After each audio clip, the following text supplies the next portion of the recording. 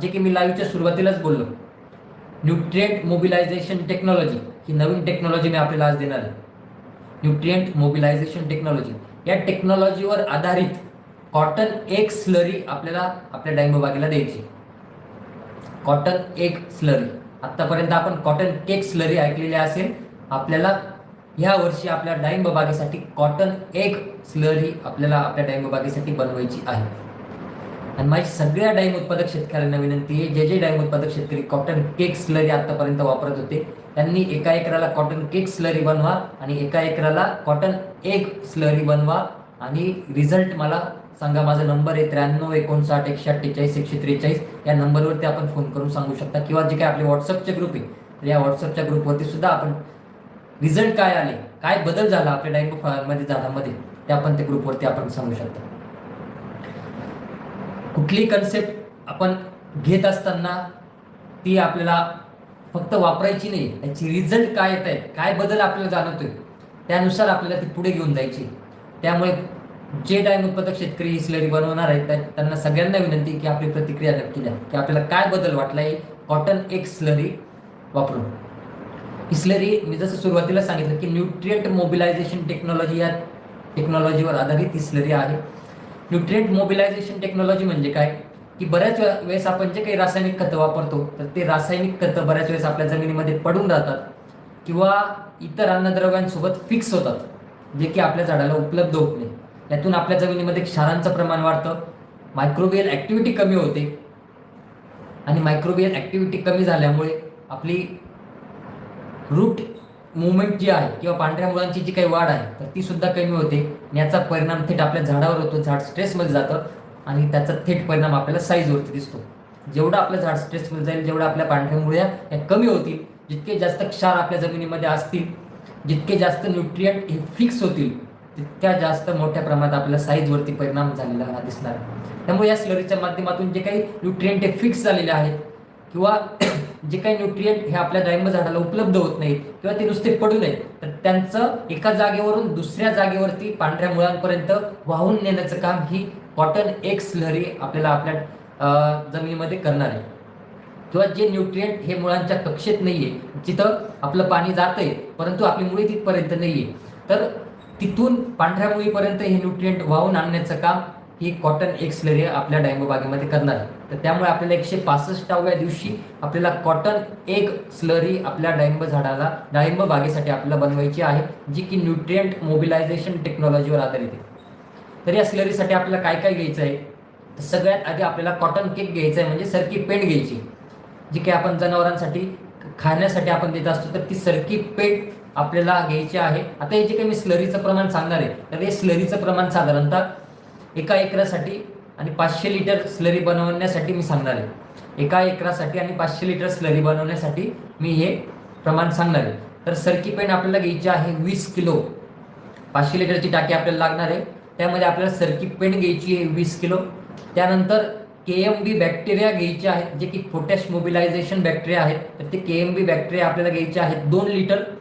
त्यानंतर अंडे घ्यायचे आहेत आपल्याला 20 अंडे आपल्याला घ्यायचे आहेत. त्यानंतर काळा गुळ आपल्याला घ्यायचा आहे, काळा गुळ आपल्याला 2 किलो घ्यायचा आहे. आणि रिंदा क्रॉप सायन्स कंपनीचं कंडक्टर नावातच, जे की मी सांगितलं न्यूट्रिएंट मोबिलायझेशन टेक्नॉलॉजीवर आधारित हे प्रोडक्ट आहे आणि नावातच त्याचा सगळा अर्थ लपलेला आहे. कंडक्टर हे आपल्याला 500 मिली पहिल्यांदा स्लरी बनवण्यासाठी आपल्याला घ्यायचं आहे. कंडक्टर हे न्यूट्रिएंट मोबिलायझेशन टेक्नॉलॉजीवर आधारित आहे, जे की न्यूट्रिएंट फिक्स झालेले आहे त्यांना ब्रेक करण्याचं काम हे प्रोडक्ट करणार आहे, मायक्रोबियल ऍक्टिव्हिटी वाढवण्याचं काम करणार आहे आणि न्यूट्रिएंट एका जागेवरून दुसऱ्या जागेवर मुळांपर्यंत पोहोचवण्याचं काम हे कंडक्टर हे करणार आहे आणि मायक्रोबियल ऍक्टिव्हिटी वाढवण्याचं काम हे करणार आहे. तर ते आपल्याला 500 मिली या स्लरीमध्ये आपल्याला घ्यायचं आहे. कॉटन केक घ्यायचा आहे 20 किलो 500 लिटरसाठी एका एकरासाठी.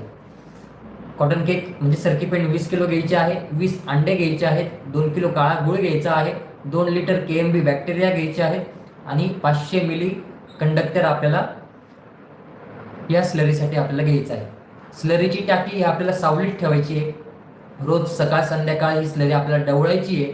जितकी चांगल्या पद्धतीने आपण डवळणार आहे, 3 वेळेस डवळली तरी सुद्धा चालणार आहे, जितकी चांगल्या पद्धतीने आपण डवळणार आहे तितक्या चांगल्या पद्धतीने बॅक्टेरिया आपले ग्रो होणार आहेत. त्यामुळे आपल्याला दिवसातून 2 वेळेस 3 वेळेस जसं शक्य असेल तसं आपल्याला ही किमान 4 दिवस आपल्याला ही स्लरी आपल्याला ढवळायची आहे. ज्या दिवशी आपण 04247 आणि पेप्सेन्सचं ॲप्लिकेशन आपल्या डाळिंब झाडांना करणार आहे त्याच दिवशी ही कॉटन एग स्लरी आपल्याला बनवायला टाकायची. म्हणजे पुढच्या 5 दिवसांनी आपल्याला त्याचं ॲप्लिकेशन आपल्याला आपल्या डाळिंबागेला करता येणार आहे. अगदी काळजीपूर्वक ऐका.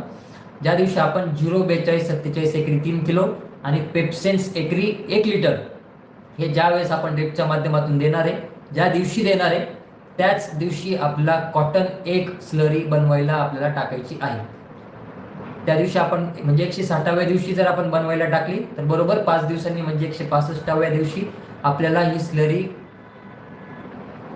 ड्रिपच्या माध्यमातून सोडण्यासाठी येणार आहे. 5व्या दिवशी आपल्याला ही स्लरी ड्रिपच्या माध्यमातून आपल्याला गाळून घ्यायची आहे आणि ड्रिपच्या माध्यमातून आपल्याला ही स्लरी आपल्याला सोडायची. त्यानंतर जो काही सरकीचा चोथा उरणार आहे तर तो सरकीचा चोथा पुन्हा आपल्याला टाकीमध्ये टाकायचा आहे. टाकीमध्ये पुन्हा आपल्याला काळा गूळ 2 किलो टाकायचा आहे आणि पुन्हा परत 500 मिली कंडक्टर आपल्याला टाकीमध्ये टाकायचे. परत अंडे टाकायचे नाहीये आणि केएमबी बॅक्टेरिया सुद्धा परत आपल्याला टाकीमध्ये टाकायचा नाहीये.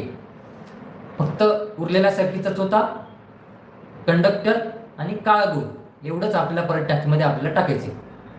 तर पुन्हा आपल्याला सेम प्रोसेस करायची. टाकी सावलीत ठेवायची, रोज 2-3 वेळेस आपल्याला ढवळायचं आहे आणि 5व्या दिवशी म्हणजे 170व्या दिवशी पुन्हा त्या स्लरीचं ॲप्लिकेशन आपल्याला ड्रिपच्या माध्यमातून किंवा डायरेक्ट ड्रिपरच्या खाली टाकणं शक्य असेल तरी सुद्धा आपल्याला ते चालणार आहे.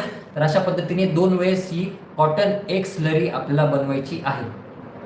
त्यासाठी काय काय लागणार आहे? 20 किलो सरकी पेंड लागणार आहे आपल्याला, 2 लिटर केएमबी बॅक्टेरिया लागणार आहेत, 20 अंडे लागणार आहेत, 2 वेळेस स्लरी बनवण्यासाठी 4 किलो गूळ लागणार आहे आणि 1 लिटर कंडक्टर हे वृंदा क्रॉप सायन्स कंपनीचं प्रोडक्ट आहे तर ते आपल्याला लागणार आहे.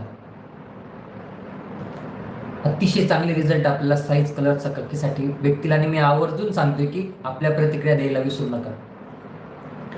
दरवर्षी आपण फक्त कॉटन केक स्लरी म्हणजे सरकी पेंड असेल, केम्बे असेल, गुळ असेल एवढंच टाकून आपण कॉटन केक स्लरी बनवत होतो. परंतु यावर्षी न्यूट्रिएंट मोबिलायझेशन टेक्नॉलॉजीवर आधारित जी काही मी कॉटन एग स्लरी सांगितलेली आहे तर ती स्लरी नक्की बनवा. फरक बघा काय वाटतो आपल्याला आणि त्यानंतर मला आपल्या प्रतिक्रिया द्या. नक्कीच आपल्या डाळिंब बागेमध्ये टनेज वाढलेला आपल्याला दिसणार आहे. चांगला कलर, चांगली चकाकी आलेली आपल्याला दिसणार आहे. अशा पद्धतीने आपल्याला 165 आणि 170व्या दिवशी ही कॉटन एग स्लरी आपल्याला बनवायची. पण ज्या दिवशी आपण 04247 आणि पेप्सेन्स देणार आहे त्याच दिवशी ही स्लरी बनवायला टाकायची, आपल्याला विसरायची नाही. नाहीतर बऱ्याच वेळेस 165व्या दिवशी जर आपण बनवायला टाकली तर मग तिचं ॲप्लिकेशन हे आपल्या 170व्या दिवशी येणार आहे, पुढचं 175व्या दिवशी येणार आहे, मग ती आपली कुठेतरी लेट होणार आहे. त्यामुळे त्या दिवशी पेप्सेन्स आणि 04247 आपण देणार आहे 160व्या दिवशी. त्याच दिवशी आपल्याला कॉटन एग स्लरी आपल्याला बनवायची आहे. तिचं ॲप्लिकेशन 165 आणि 170व्या दिवशी आपल्याला ड्रिपच्या माध्यमातून आपल्याला आपल्या डाळिंब बागेला द्यायचं आहे. हे झाले 3 ॲप्लिकेशन. हे झाले 3 ॲप्लिकेशन. अजून 2 ॲप्लिकेशन आपल्याला आपल्या डाळिंब बागेसाठी करायचे.